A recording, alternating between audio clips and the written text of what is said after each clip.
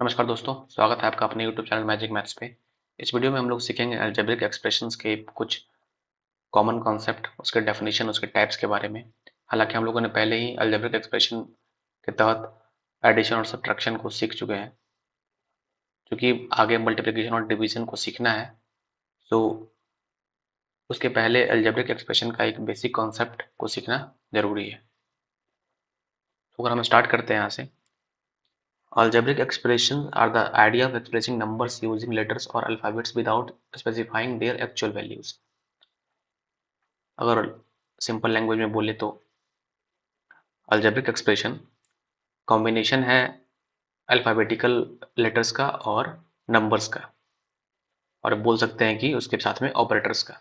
Operators means minus, plus, multiplication, division, कुछ भी। यहाँ पे 7 और 3 कॉन्स्टेंट्स हैं जिसका वैल्यू फिक्स है। x यहाँ पे वेरिएबल है क्योंकि इसका वैल्यू फिक्स्ड नहीं है। और जो 7x है, इसमें 7x के साथ कोफिशिएंट है 7x, 7 इंटू एक्स है, इसके बीच में मल्टीप्लिकेशन होता है। तो अगर नॉर्मल डेफिनेशन की बात करें तो अगर यहाँ पढ़ते हैं, N algebraic expression in mathematics is an expression which is made up of variables and constant. पहले भी हम लोग बोल चुके सेम चीज़ को कि अलजेब्रिक ऑपरेशन में एडिशन, सब्ट्रैक्शन कुछ भी हो,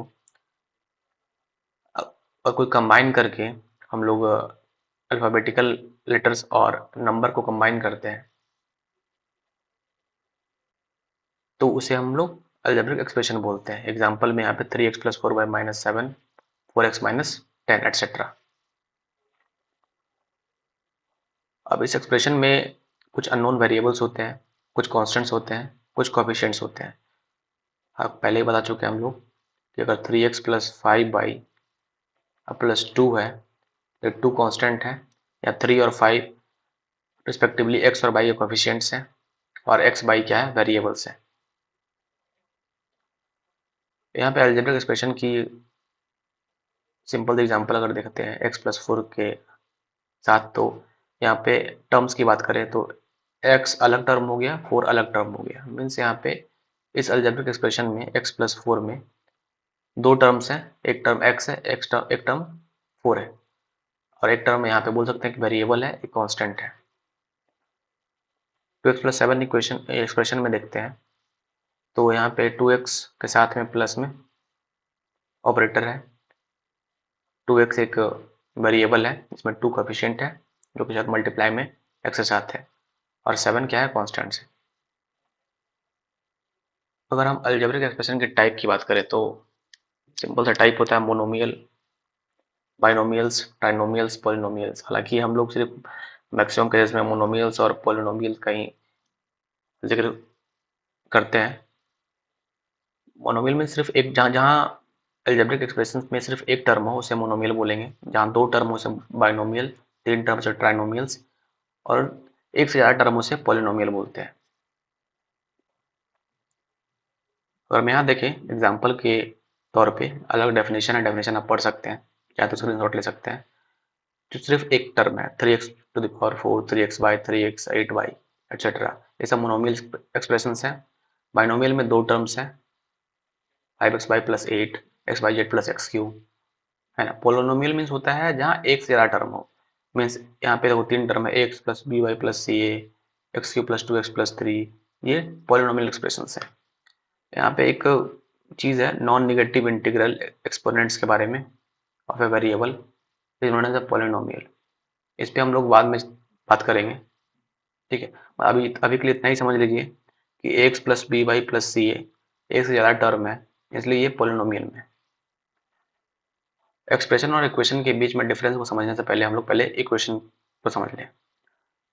अगर यहाँ पे 2x + 3y + z is equal to क्या, अगर सिर्फ इसको लें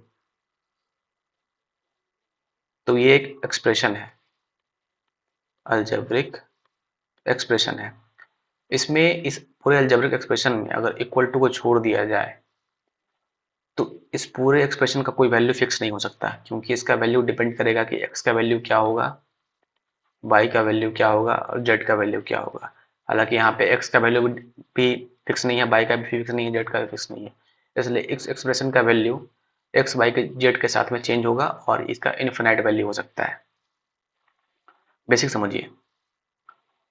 और अगर हम इज इक्वल टू में और कॉमन कुछ अलग एग्जांपल लें, 2x plus 1 is equal to 3 लिखते हैं, तो क्या इस एक्सप्रेशन का वैल्यू फिक्स हो सकता है? ऑफ कोर्स, यहाँ इक्वल टू में लिखा हुआ है 3, मीन्स इस एक्सप्रेशन का वैल्यू क्या है? 3 है।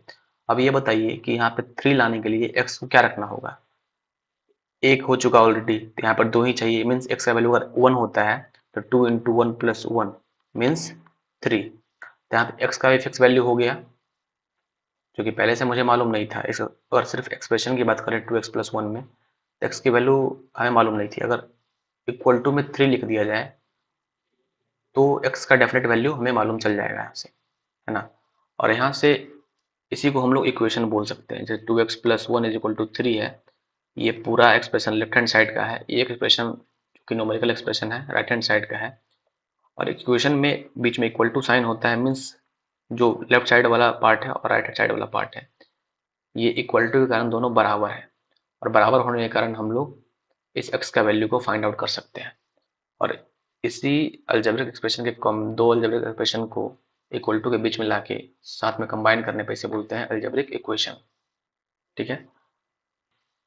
सपोज एक 2x है, 2x प्लस 5x है, 3y है, 2x प्लस 3y है, 5y plus z plus 3x है, 2z प्लस 3x स्क्वायर है। अब इसे मैं हम लोग बोल सकते हैं कि ये सिंगल वेरिएबल का एक्सप्रेशन है। इसे बोल सकते हैं सिंगल वेरिएबल का एक्सप्रेशन है, क्योंकि यहाँ वेरिएबल एक ही वेरिएबल है। इसे बोल सकते हैं सिंगल वेरिएबल का एक्सप्रेशन है। इसे बोल सकते हैं कि दो वेरिएबल है, x बाई 2 है, तो ये एक्सप्रेशन है विथ टू वेरिएबल्स। ये एक्सप्रेशन है बाई जेड एक्स 3 है, तो एक्सप्रेशन है 3 वेरिएबल के साथ में।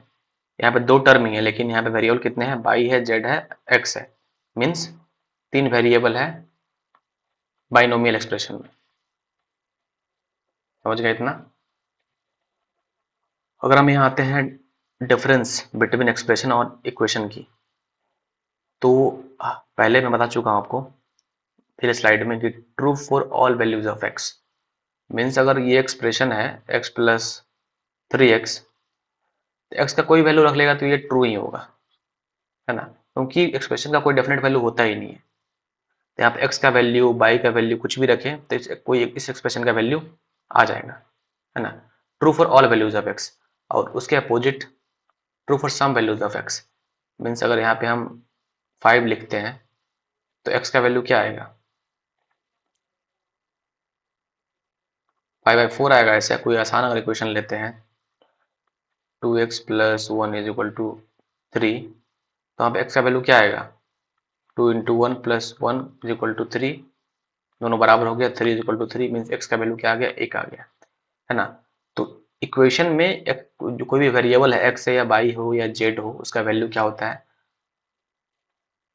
फिक्स होता है। किसी केस में 1 होता है ना, किसी केस में 2 भी हो सकता है, वो हम लोग आगे देखेंगे।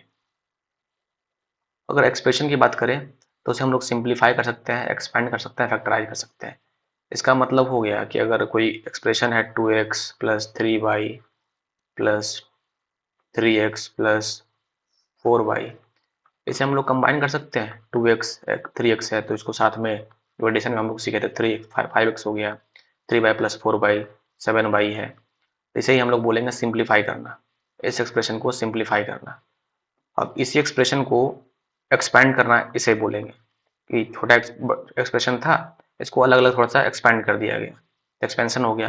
अगर फैक्टराइज की बात करें तो यहाँ से समझ सकते हो आप कि अगर 5x प्लस 5y लिखा हुआ है, कॉमन कॉमन 5 को ले सकते हैं हम लोग क्योंकि मल्टीपल सेम है, तो 5 कॉमन हो गया, x प्लस वाई हो गया, यानी कि 5x प्लस 5y हो गया। इस सबको हम फैक्टराइज बोलते हैं, है ना। एक्सपेंशन के लिए, सिंप्लीफाई के लिए, फैक्टराइजेशन के लिए क्वेश्चंस आपको बुक्स में मिल जाएंगे, है ना। तो मुझे लगता है कि आप लोगों ने अलजेब्रिक एक्सप्रेशन को पूरी तरह समझ लिया है। कुछ नहीं था, बेसिक कॉन्सेप्ट, बेसिक डेफिनेशन, उसके टाइप्स को सीखने की आवश्यकता थी। वीडियो को 2 बार 3 बार देखिए और कॉन्सेप्ट को समझिए, क्योंकि क्वेश्चन बनाना ज़रूरी नहीं है, कॉन्सेप्ट सीखना ज़रूरी है। कॉन्सेप्ट अगर आपका क्लियर होगा तो क्वेश्चंस आराम से बनेंगे। तो एग्जाम्पल देके कॉपी पेस्ट करने से अच्छा है कि कॉन्सेप्ट सीखें, उसके बाद खुद से सब क्वेश्चन को सॉल्व करें। तो लाइक करिए, शेयर करिए, सब्सक्राइब करिए। तब तक के लिए goodbye, thank you, take care.